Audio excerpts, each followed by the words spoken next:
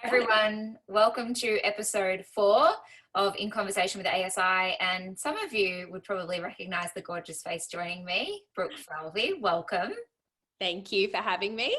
You're so welcome. I think you're such a beautiful person to share this conversation with because I wasn't there for your certificate intake. I did see you through your master's and advanced training, and then had the absolute joy of letting you know last year that you had won our Stylist of the Year award.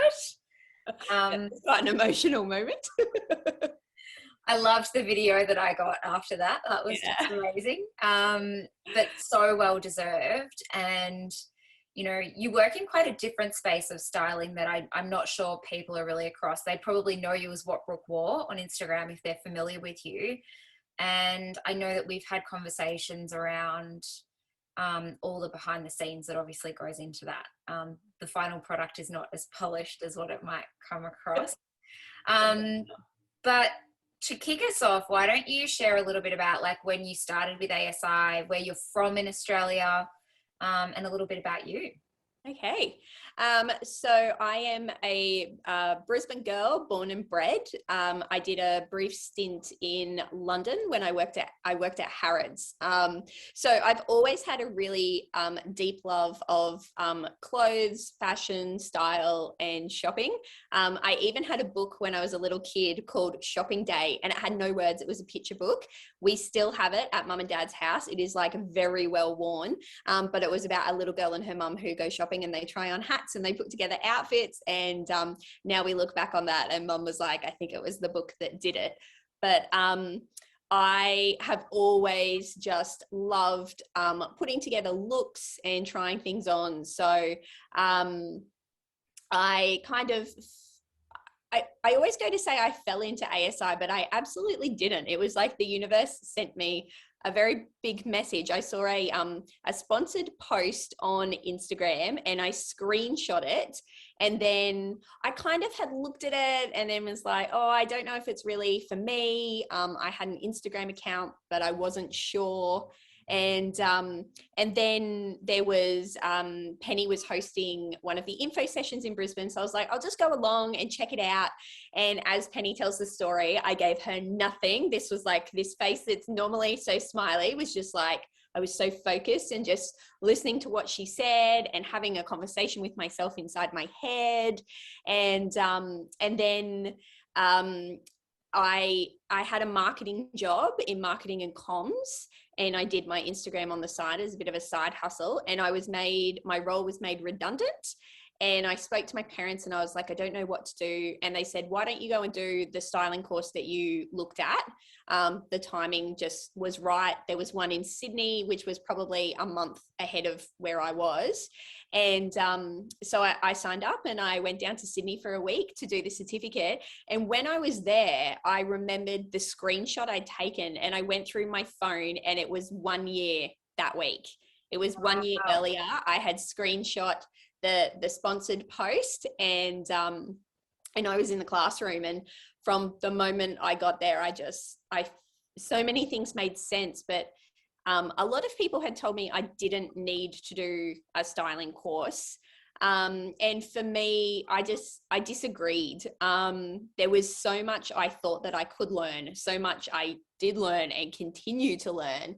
But also I really wanted the accreditation. I wanted to know that I had done that, because a lot of people do call themselves stylists. And they're not. It's not just about being able to put together a pretty outfit. And I wanted to know more. I wanted to do more. And even my Instagram game has like upped since, like, phenomenally since I did the advanced creative course and my master's. So now I've hosted workshops and it blows my mind where I was and where I am now. And that's been in the 2 years that COVID has played havoc with our lives. So I'm really happy with where I am at the moment. Yeah, so cool. And that Instagram game, it can be really fickle. And I love what you said there is that, there's a lot of people out there calling themselves stylists, but they don't have the skills. And I think if you were actually even to sit there with your profile and someone else's, you could see the distinction between the two, even in the language and, you know, even the opportunities that come your way probably over other people. Yes. Yeah. Who are some of the brands that you work with? Because essentially, like, and correct me if I'm wrong, but predominantly it's in content creation, not just with your own stuff, but you assist other brands with creating content as well. Yes, yes. So brands that I'm working with at the moment, Marks and Spencer, so the UK brand with their Australian branch, Review Australia, lots of smaller boutiques. I've hosted Instagram lives for Feather and Noise and Blue Illusion. So they're totally new spaces for me to do that kind of Instagram live, Facebook live takeover, and they've gone really well. So it's really exciting. But even the smaller boutiques, to know that I'm helping, particularly at the moment, smaller businesses get their product and their name in front of people who wouldn't otherwise know them to shop with them. Even that's like really good, because, you know, my family have family businesses. I know how much that makes a difference to someone, and, you know, I get paid to dress up and play around with clothes and put together looks and help people find pieces. And, you know, what a sweet way to spend your day. Yeah, absolutely. What sort of, because I guess content creation, like, it's such a broad headline. And for people who don't know, what are some of the aspects that sort of bring that all together? Because it's certainly more work than what we think it is. The 30-second reel, like, yeah. What goes on behind the scenes? Even the like 10-second reel, like, you think it's really fast, and it is fast when you see the finished product, but it's not fast to make. So it's almost like styling a photo shoot. So most of the times the clothes are sent to me, they're steamed. I have to put the looks together. I then have to accessorize from my very large collection of accessories that are floating back here. It's kind of having the vision of how I want it to look, and what's going to work for the client, putting that together, actually doing the filming, the editing, then it's posting, it's answering questions, it's putting together associated stories to share to like further show off the product. It's answering a lot of DMs about sizing and fit, and, you know, helping people what else they could wear it with, and trying to give them those ideas for variety and versatility in their wardrobe. So, you know, you look at it and people are like, oh, it's just, you know, you twirled around for 15 seconds. Like, it's so much more than that. It really is, it's marketing, you know, it's branding and marketing and retail and fashion all rolled into one. Yeah. What do you love about it? Everything. Like, I have to, sometimes I have to go to the physio because I've steamed so many pieces. I like pull this muscle here, which then gives me a migraine.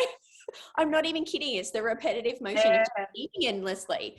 But if I'm shooting over a week, like 5 videos or doing a photo shoot and stuff, like, these racks are chock-a-block, and I just put on the TV and like try to get into the zone. But yeah, I like pull muscles from carrying bags of stuff. So, and yet even on the days when it's like not going ideal, or they're really long days, or, you know, you're shooting a summer campaign, which I did recently as a model for a brand.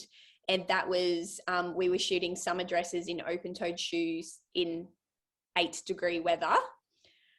You know, I was like, I was like going blue and trying to look like I was having the best time in the world. And yet at the end of it, I just feel really happy, because I'm like, that is the sweetest gig. Like, what a job. Yeah. So cool. And I guess it's that behind the scenes comms with your audience as well that people probably don't realize is just you. They might, there's like a big team, but it's actually you doing all of that groundwork. Yes. And you've built your business from scratch, essentially, all through socials. Yes, entirely. So I have had What Brooke wore for 6 years. And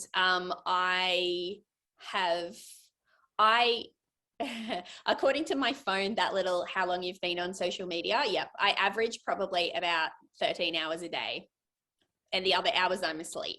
So on a good night, I'm asleep. Yeah. And like, that's a lot. That's giving a lot. And I've spent the better part of the 6 years single, which is why I can give it that much. There's definitely a bit of balance has to come into it if there's someone I'm dating. But yeah, that is why. And it's hard work. It's a lot of work. Like, it's my family saying, you are on your phone a lot. Like, what are you doing? And I'm like, I'm answering someone's question, or I'm replying to someone's message. And I really like that, because it is a massive honor to be let into people's lives, and to even if it's just while they scroll through or they fire off a quick message, like that takes time. And I appreciate when someone replies to me. So I try my best to reply to all messages, except on days when I do something like really ridiculous, like buy a couch that doesn't fit in my lift, and then I get so many DMs like making fun of me that I don't have time to reply to them all.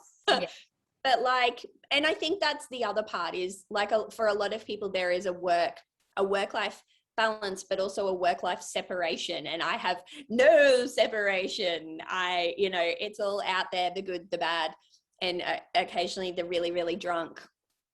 So, but that is me, and I have chosen to allow my brand to be very me. I love those. How do you balance that between like the drunk dancing in the living room, carpool karaoke Brooke, with content creator, marketing sort of avenue? To be honest, I don't even think about it. It just is what it is. And if you're a brand who doesn't like that, then I would say to them, you perhaps should not work with me. I do have quite a potty mouth, particularly if I'm in a mood. I get quite sweary, but every brand I've worked with is okay with that, because, I don't swear in their videos, obviously. But they understand that that's who I am. They know that my audience understands that.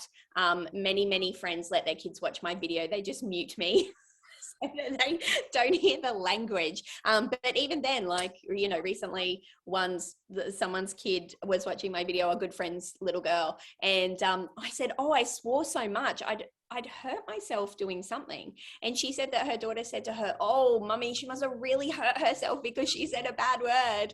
And, they were like, it's fine. And I think for me, it just is like, whenever I've tried to do more serious content creation, and there's a few brands I've worked with who I know, and I've said to them, I've done this video or this video. And they always go for the one that's like high energy, more fun, me dancing, me laughing, me having a good time, because that's what they want. Don't come to me for anything too serious. Yeah. But I love that you've sort of built that authenticity with your brand, and you're so right. The brands who really love that and see the value in that will go for it. And it's okay to, in fact, it's amazing that you're at this point where it's like, if it's not the right fit, you can actually say it's not the right fit. I even do that when it comes to like the clothing that I'd be working with. If it's not me, I'm not going to do it justice. And my audience, like, they're not going to respond, because they follow me for a reason, and that's for the color and, the chaos of it all. They like fun pieces. Like, there are some who are more serious, but they kind of get that from someone else. So, I don't want to take someone's money to create something that is not going to work for them, because that's not benefiting them or me. So, it's a business, and I still, I wouldn't want someone to do that to me. So it's that integrity. Yeah. So cool. I mean, when we think about, and you mentioned COVID earlier, but the last 18 months essentially has had highs and lows. Where are you seeking inspiration to, like, you know, bring your content to life? Everywhere. Definitely a lot on Instagram. There's a lot of scrolling, saving, particularly when it comes to reels and ideas like that, to then put my own spin on them. And it is just really fun. Like when you nail a reel and you get like those transitions right and stuff like that. Oh, so satisfying. And then when I post it and other people are like, that's amazing, I'm like, yes. But it's everywhere. Like I just, yeah, it's definitely, and I feed off, like, particularly now going into spring, summer, like we're heading into my zone. I love winter. I was saying to someone the other day, for a girl who lives in Brisbane, I have four faux fur jackets. I was like, I need to come and visit you guys as soon as like you're out of lockdown and it's cold. I'm back. But no, I thrive off this time when all the color starts coming in. So you know, it's everywhere, and sometimes it's messages from people who follow me saying like, oh, I'm going, like, I've got a wedding coming up, and if I get a couple of those messages, I'll be like, okay, that's what I'm hunting for, and I'm going to do something related to that. So inspiration is everywhere. But yeah, I just spend a lot of time talking to people and scrolling social media. Well, I mean, 13 hours a day, you've got to make the most of it. Absolutely. I'm curious if over the course of even the 6 years that you've had What Brooke Wore, if there's been a time when it all felt too hard, or you get to that point where you're like, I may as well just throw in the towel, like it's just not going to happen. Yeah. And what was that time period? And then how did you actually get past that to where you are now? Yes, there have been multiple conversations in which I've said to my family, I'm going to kill What Brooke Wore, which sounds so dramatic. I'm going to kill her. But it is dramatic when that's me. But there are times when it gets too much, when it feels quite overwhelming. I'm very lucky in that I've never been heavily trolled, touch wood. I've never been heavily trolled or anything like that. I've had the occasional ones. And, you know, my response to that has changed over the years as well. But I think it's like any job though. Like in any job, you kind of, at times, it feels like it's taking more than you kind of give. And I'm really bad at the organization and behind the scenes admin. So I've like, and because I want to help people. So I say yes to most things and then realize I've like triple booked myself, and then weeks become very full. And I guess as I've gotten older, I've become more aware of pushing myself too much. And I don't bounce back as well as I used to when I was younger. So now if I push myself, I get tonsillitis, or I get really, like, I burn out. And a couple of years ago, I had adrenal fatigue, and it was massive, and I had to have 2 weeks off work, and I went quite quiet on social media because it was too much. And my mum was like, just sit it out. Like, don't kill it off, sit it out and see how you feel. And actually that was probably 2 months before I was made redundant, and then found my way to styling. So since I've done my styling course with you guys, I haven't hit that point. I think I've become better at trying to manage, you know, my time. And now that it's a full-time job, it's not a side hustle, and I'm not trying to go like work and do it all. You can't do it all. You have to choose. And at some stage you drop balls, and some days I don't post, and that's okay. I used to beat myself up for that, and now I'm like, it's fine. Yeah. It'll be right. Like, you know, you have to look after you first. Otherwise you can't do anything.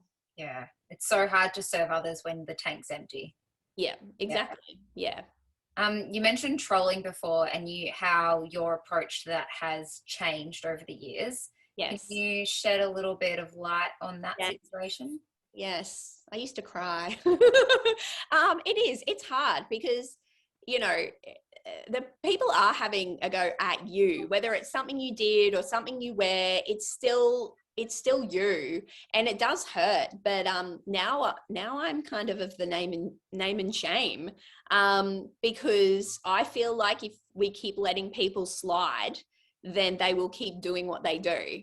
But as soon as you call them out on it publicly, it's funny how you never hear from them again, or you get an apology. And for me, I also use it as a learning experience for other people. Like, it is not okay to send messages like this account, you know, and many, I don't know anyone who has like a separate person running their account. Every person I know, no matter how big their account is, they run it. So we are the ones fielding your messages. We are the ones seeing, you know, the messages saying, what the fuck is this outfit? Like, hi, you would never say that to my face if you saw me in a shopping center. So don't send it to me virtually. It's the same thing. And also, don't hate follow people. Like, it's ridiculous. If you see someone and you scroll and every time you're like, like, that person annoys me, unfollow them, because your life, it's more important than that. Don't let the stuff that aggravates you into it. There's so much we have to put up with that we have no control over. Your feed, you have absolute, well, not absolute, but most control over. So just, you don't need to send us messages saying, I'm unfollowing you. Like, all right, bye Felicia, whatever. Like, it's so, yeah, it's interesting that I think it's really big with fashion bloggers, is people think it's totally cool to say, I don't like it. Whereas I'm like, I'm sorry, I didn't actually ask your opinion. I was just saying, this is my outfit. Yeah.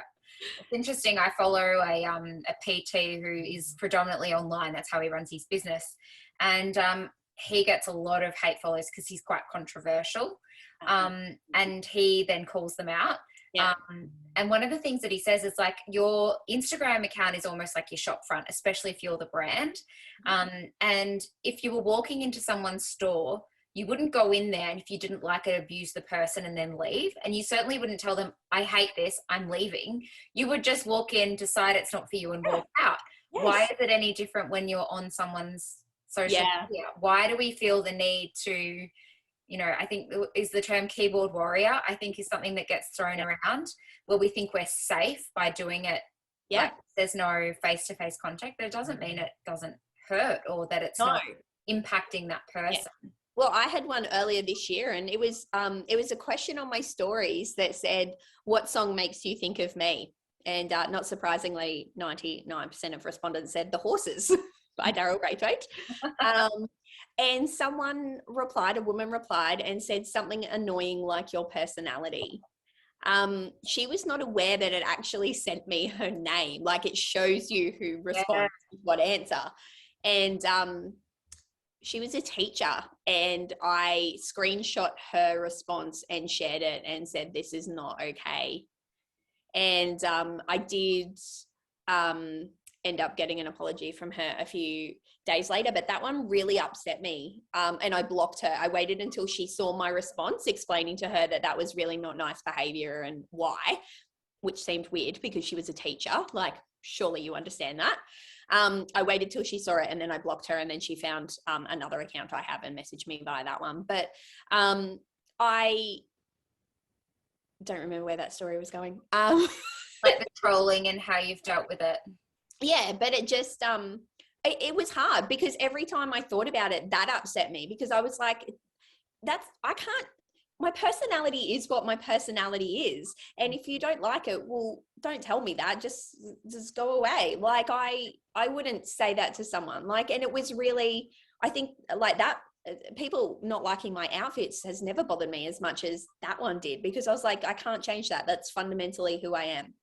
Like, I'm 39 now. Like, this is as good as it's going to get. It's crazy what people think they can get away with. Yeah. In this, I guess, the short sort of scheme of things. But yeah, it sounds like there's been a lot of growth over the course of that 6 years that you've had What Before, and then exponentially since doing the course. Yes.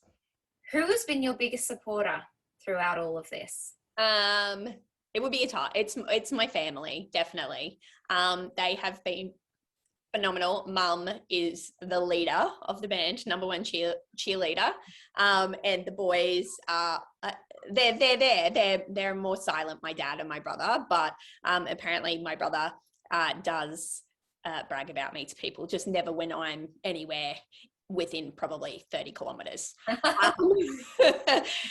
Yeah, just in case. But although dad didn't, he told me this year on my birthday, we discovered that he's now on Instagram. And I said to him, do you follow me? And he said, oh, I didn't know you were on Instagram. And I was like, I said, Mum, what does he think I do for a job? And she said, I think he thinks you don't have one. I was like, that's good. That's good to know. But they've like backed me in anything. Like I had a photo shoot this morning, and I wrote my mum in to be our model, a second model. And when she was off camera, she had her phone out videoing me to like make content, which was phenomenal and so good. But yeah, they've backed me anytime I've said like I wanted to try something, or like I've taken on this job and feel completely like overwhelmed. They, are straight in there with you can do this. Like, look at all the other stuff you've done. So yeah. And you've been able to back them as well because they own a pub. Yes, we own, we have 3 pubs. So we did a massive reno during COVID. So when COVID hit, I lost all of my jobs because no one knew what was going to happen. So even content creation, everyone hit the brakes while they kind of like the dust settled, and we thought, okay, well this, we can continue in some way. But I stepped in, and so our pubs were closed, and we decided to do a reno. So I helped them demolish part of one of our pubs, which was really fun. We knocked down cold rooms and holes in walls, and I got to kind of spend time with them and in our business that I ordinarily wouldn't have. And I'm so thankful for that and so grateful, because it was just a great experience to be a part of. And then at the end of it, when the work started to come back, I dusted myself off, put my lipstick back on, and became like this version of me, not the covered in dirt and ripped active wear version. Yeah. So, yeah, it was good. Yeah, that's awesome. I want to talk about your wardrobe for a moment, because I've seen you try and do like your own wardrobe edits on socials. I can see like a wardrobe in the living room right now and another rail of clothes. In my defense, the rack that's right here, the rack. this is content creation pieces. Okay, cool. Yeah, this one back here started as content creation pieces. It became part of my wardrobe. Yeah, very cool. Better question for you. Do you have a favorite item that's in your wardrobe, and why do you love it? Oh, it's so hard. That's such a hard question for me, because I have Mum once asked me if I could take 20 items out of my wardrobe and I had to like flee for my life with the 20 items, what would it be? And I was getting there. I've got a rose gold leather mini skirt, which is like phenomenal. Just divine, and it's something that people have messaged me to purchase multiple times, and I never will part with it. See, I have a Brooke archive of like special pieces, like a beautiful Lisa Ho top that's like pink, and it comes down like very Grecian, and then it's fitted under the bust with a gold belt. Like, my brother had an 80s party for his 18th, and I wore it to that.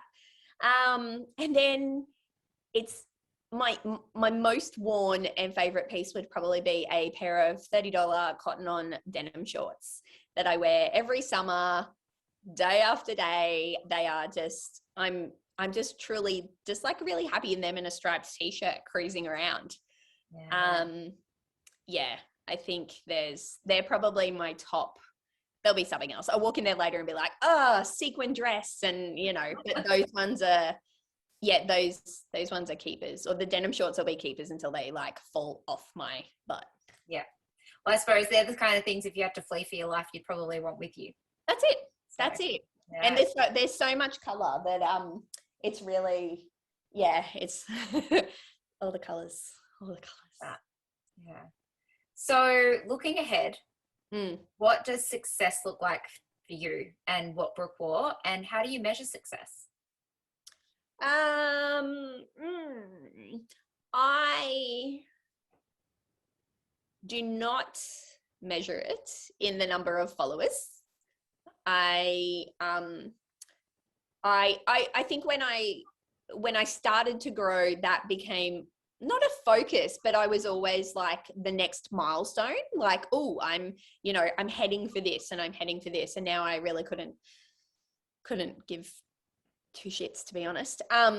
Yes, it is important to continue growing and stuff. But it's more about the conversations I have, the content I'm creating, the people I'm inspiring, the people I'm helping, the brands I'm helping. That means far more to me, to kind of get a message from someone saying, hey, I saw this, I bought it, it arrived, and I love it. I'm like, oh, that just makes me really happy. And also when people send me messages telling me like I'm sunshine. And that, like, I've had heaps from people in lockdown in the past week being like, it means so much to me, your try on sessions, or that you have a positive attitude, but also that you share when things are a bit shit. Like, that means that's how I gauge where I know, well, yes, I want to be adding benefit to people's lives. And if I'm not doing that, then it's time to call it a day. Yeah. But while I'm helping people and I'm growing and I'm, furthering myself and also, businesses and stuff like that, then that's success to me. As long as I can keep myself in chocolate and cocktails. Yep. I think, obviously I would like to do more kind of like maybe some different editorial styling shoots and stuff like that. But I also am very overwhelmed with work at the moment, which is, touch wood, a very lucky position to be in. So if that just keeps going as it is going, then I'm really happy with that, because I still have a pretty good life balance at the moment. Yeah, cool. Yeah. Any dates on the cards?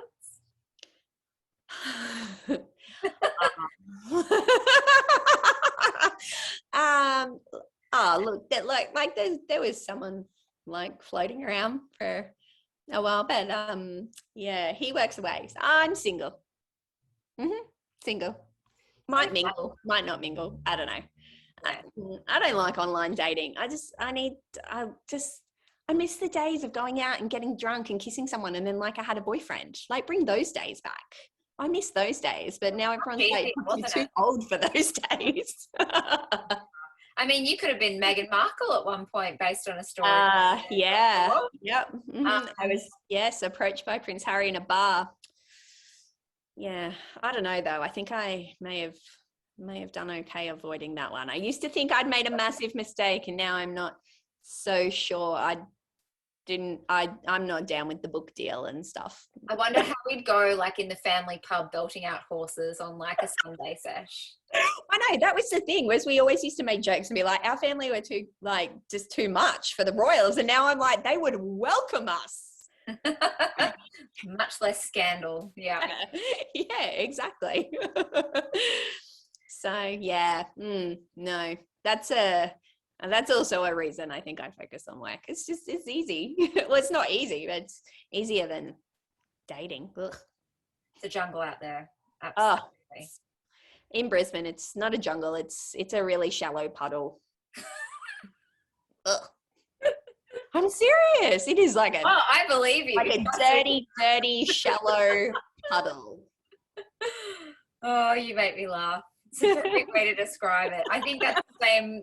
I mean, you and I have had conversations around what that looks like. If a dating app would like to get me and use that as their tagline, it's a shallow puddle. Oh, too good. All right. Well, thank you so much for all your insights today. It's been a pleasure chatting with you. And it's been so nice to see you. If I can't see you in person, I will at least see you online. Yes, absolutely. And exciting times ahead. Looking forward to seeing what the future holds for what Brooke wore and you. It will be very colourful, Claire. Brilliant. I can't wait.